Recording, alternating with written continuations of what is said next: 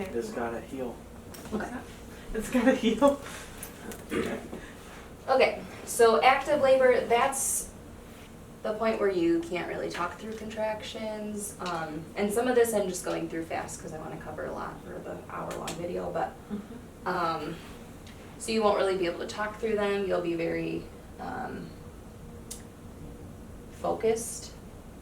So here you're more excited as far as like emotions go. And we're gonna do a little test on this later, so just remember the emotions of labor. So in early labor, you're excited. Active labor, you're having a lot more contractions, so you're just more focused. Then transition, it's the most intense part of labor, but it's the shortest. That's why I only put contractions for like a little more than a half hour here. Transition can last up to an hour and a half, but that's about all it lasts. Sometimes it's just like a few contractions, and then you're 10 centimeters. So this is when your body's transitioning from 8 to 10 centimeters from just laboring to then being ready to push. So there's a lot of hormonal shifts. Sometimes the contractions will be 0 to 2 minutes apart, and then you'll dilate to 10 centimeters. Sometimes the contractions are like one on top of the other, so you hardly get a break in between. And then you might get, a little bit of a break and then have a couple more normal ones, and then they might be on top of each other again. And I did that face not because you don't necessarily need to be screaming, but it's just like really intense. So then after that, Every emotion there. So this emotion would be your self-doubt, and you're just done. Like, you're over it. I don't care what you need to do. Give me a C-section. Get this baby out of me. I'm done. Like, I can't do it anymore. Then after that, you're pushing. That can be 0 to 4 hours. And then after that, after the baby's out, about 5 to 20 minutes after the placenta will be delivered. And the nurse will usually push on your belly, on your uterus, to make sure that the placenta is hard, not the placenta, the uterus is shrinking and hard. So it shrinks up right after the placenta is delivered, and that helps you not hemorrhage. So what can you do in all these stages of labor? So early labor, relax, don't waste too much energy because you'll need it for the rest of labor. Take a nap if you can. Then in active labor,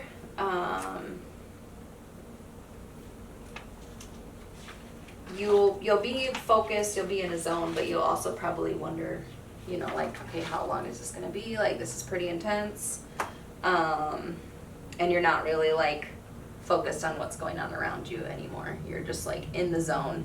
And even if someone comes like in the room to talk to you, it's like you have to like take a second. Usually your eyes are closed, so like open your eyes, like kind of get a feeling for what's going on, and then you can like have a conversation. And so all the while this is going on, just remember what the uterus is doing, and sometimes that can help, and your support person can remind you of that, and that can help you like picture what's going on, instead of just, oh my word, this is so intense. Like, it just helps you like understand what's going on, and you can handle it better, and help kind of work with your body. So as far as transition goes then, some identifying points of transition would be nausea, shaking, like I said, the contractions on top of one another. You may even feel the baby like drop down. I've had clients that say that. And then you're just self-doubting and done. Toast. That's when it's in transition. A lot of moms ask for the epidural. Yeah. But it's too late. Yeah. Yeah, because that's like you're 8 to 10 centimeters, so it's too soon to when the baby will be born. So yeah. Yep. You got it. Okay, we are gonna move on to the fear, tension. Oh wait, we gotta do a test first. Okay. So I have these. I'll give you two and you two. So you have to match it with the stage of labor that it goes with. Oh, I didn't touch on one of them, but I think you can figure it out. Process of elimination. Yes. Ta-da! So you're pushing, usually you'll feel more relieved, and, because some people are like, it felt really good to push because I'm like doing something about it. Right.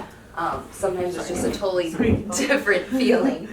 But you'll also probably feel exhausted, so I didn't touch on that, but A little bit of both. yeah.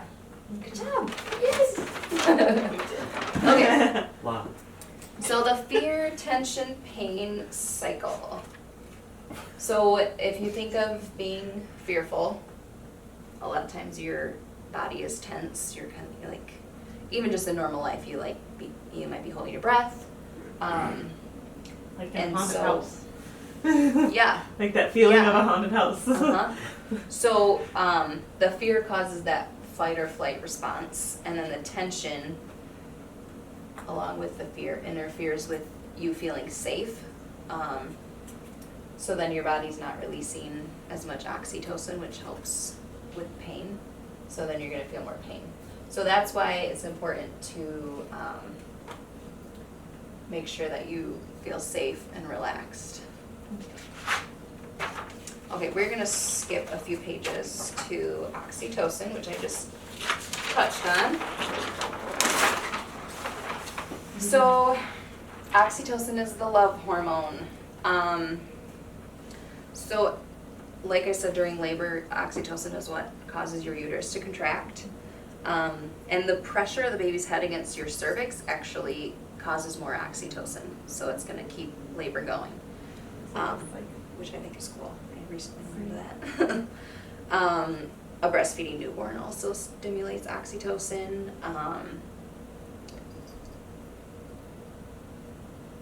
So when you have a lot of oxytocin going on, so when you're feeling safe and loved and relaxed, that stimulates contractions, dilation, helps move the baby down and out.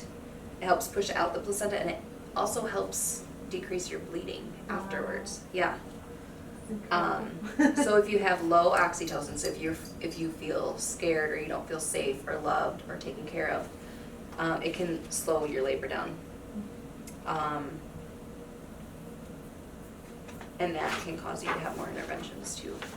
If your labor's like, all of a sudden slows down, if you, like I had a client who, she had a fine relationship with her mom, and so she was gonna, her mom was at the house when her labor, soon after her labor started, so she called me as her doula.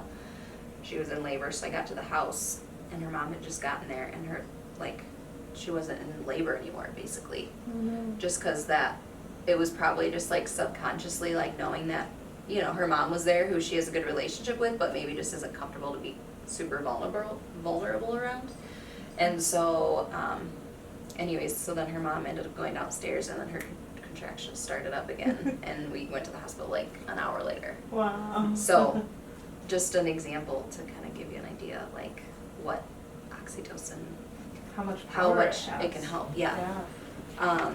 So some things that heighten oxytocin: making love, looking someone in the eyes, hugging, laughter, snuggling, breastfeeding, like I said, feeling loved and cared for, feeling safe, and then laboring more upright so that the baby's head is more against the cervix. So that causes more oxytocin. And then not having an epidural, because that can really decrease your oxytocin levels. Okay.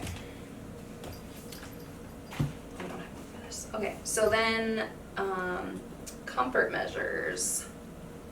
So we're gonna identify tension spots, we're gonna understand the reasonings for comfort measures, and then we're gonna practice some positions.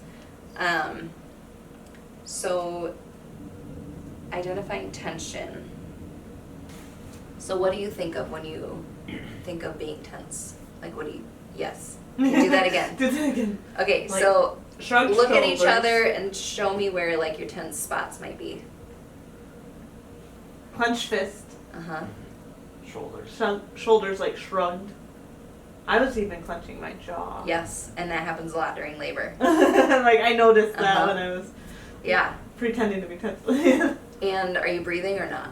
No. Holding your breath. Okay, Yeah. so that is really good because those are all things that you want to do the opposite of. So Mhm. during labor, these are things you can remind her of is watch for those spots, make sure, remind her to breathe, to drop her shoulders, even, just touching her shoulders or even just starting to like take deep breaths yourself is like a gentle way to remind her to keep breathing.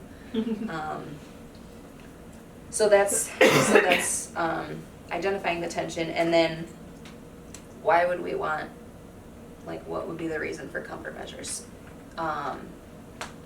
It releases more oxytocin, so that's gonna help you cope with the pain and feel